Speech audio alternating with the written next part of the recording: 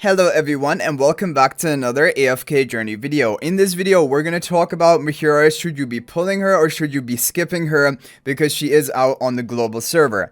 If you guys have been following the videos I've uploaded about Mehira, you probably know my thoughts about her, and nothing has really changed. Since her release on the VN server, she's exactly identical, and in fact we received a clarification on her haste buffing skill, which is going to maximum cap out at a 25 haste buff for each ally. So it isn't like this haste buff is stackable, which is even more of like a nail in the coffin for Mehira. A 25 haste buff is not enough utility basically to warrant running her in Dream Realm, and her damage output from this skill, even though it is HP loss damage, the damage output, the multipliers are just not high enough when you compare it to other top HP loss damage dealers like even Ludovic, for example.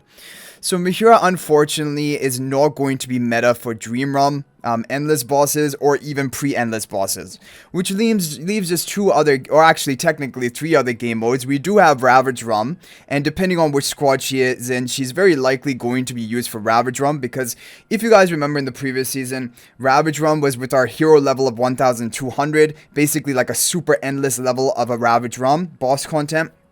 And so HP loss damage dealers are incredibly effective, and that's the reason why Granny is actually meta in the Sylvan squad, because she has some minor HP loss damage. So Mehira, whichever squad she's in, she's probably going to be meta for Ravage Realm. Unfortunately, that is most likely going to be the case, but for Dream Realm, she just doesn't cut it when you compare it to other HP loss damage dealers. Now for the other game modes, the other one which is kind of the most interesting for people is AFK stages. Now, is Mehira doing well in AFK stages? Not really. Like, she can function in AFK stages, definitely.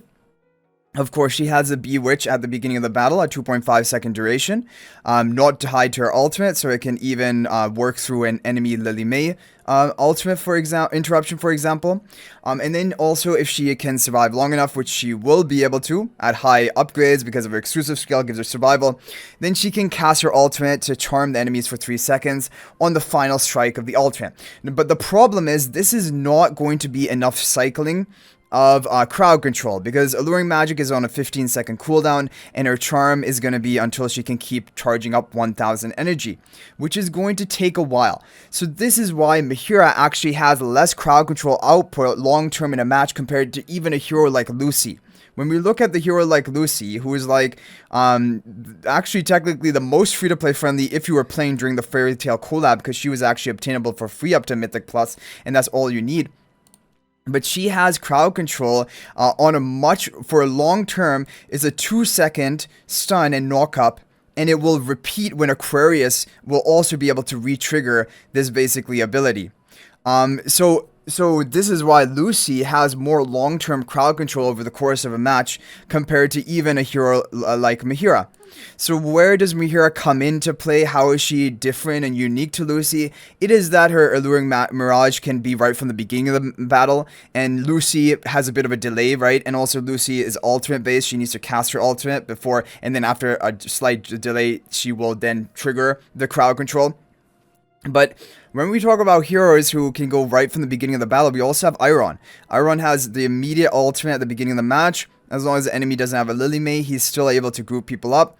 However, now we come to really the unique factor of Alluring Mirage. Unlike even her charm skill, this will be a map-wide charm. There's no actual range for this, and so even if enemies are the most spread out on the map possible, Mehira is going to cause them to group up together. And if you're talking about like manual casting in AFK stages, you have Mehira for 2.5 seconds, she charms them, they're going to wander in close, and then as soon as this Bewitch is going to wear off, you will manually cast your Iron ultimate, further mobilizing them and grouping them up further. So there's value with that. That's basically the unique factor about Mehira. That is a map-wide alluring, basically Bewitch, and causing all enemies to wander in. And it's a 2.5 second, not tied to her ultimate. That's what makes her unique, but that is even workable at 1 copy. So like, even if you do see Mehira in like high AFK stages, you're probably gonna see the lowest power upgrade comp clearing it with 1 copy of Mehira, because she does exactly the same thing at 1 copy or at full investment. In terms of this Alluring Mirage, the only difference is that when you have fully invested, she's going to survive, and she'll be able to cycle the crowd control. But if all you need is like that initial alluring mirage, she does that at one copy, like and that is really unique. So Mehira, even if you're thinking about it for AFK stages, it will just be a one copy wonder hero, because other than that, like, you should not be investing into her fully unless you're also trying to use her in PvP. So now we're going to talk about the final game mode, which is PvP. Mehira is interesting in PvP, definitely, and her charm is kind of, again, because of this bewitch, and I keep calling it charm, sorry, but alluring mirage, this is not a charm, this is called a bewitch, technically, bewitching enemies. This ability has some really weird interactions, shutting down some other meta heroes like Satrana. For whatever reason, I don't know if it is a bug or if it's intended, Mehira is going to bewitch Satrana, and then Satrana gets confused. Even when the bewitch wears off 2.5 seconds in the match, Satrana gets confused. She doesn't plant her sparks onto her allies until she runs up and starts contacting your own, like an enemy team, an enemy unit. And that is really bad, because then all of your ranged allies are not going to be sparked, and you're not going to be able to spread Satrana's debuffs. So with interactions like that, it's like Mehira just basically makes Satrana useless when Satrana's on the enemy team. And it's similar for Pandora, because Pandora will put a hero in a box.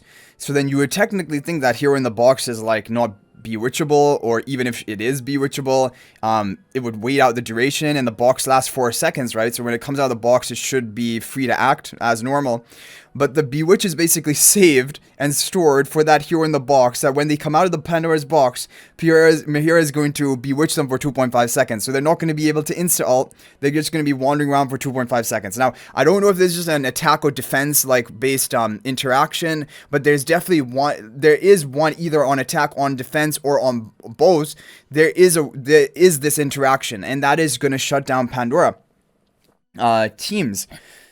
So it's really just these really weird interactions which are actually making Mehira potentially somewhat meta for PvP. But again, this is very like whale territory we're talking about. This is not like, if you're just talking about shutting down some key interactions, this is a really niche sort of tech PvP option, and that is only for the whales who will be able to afford building it up. It isn't like an overall widespread strong team, solid team.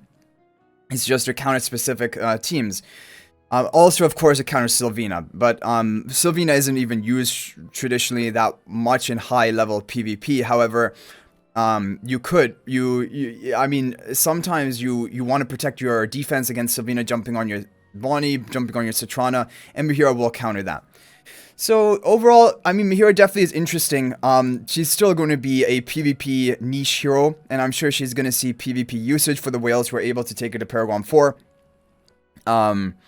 And so it is a whale toy, basically. But for everyone else, if you're thinking about AFK stages, even if she is needed for some stages, which she probably wouldn't be, because you can do the crowd control job even better long-term crowd control with a hero like Lucy.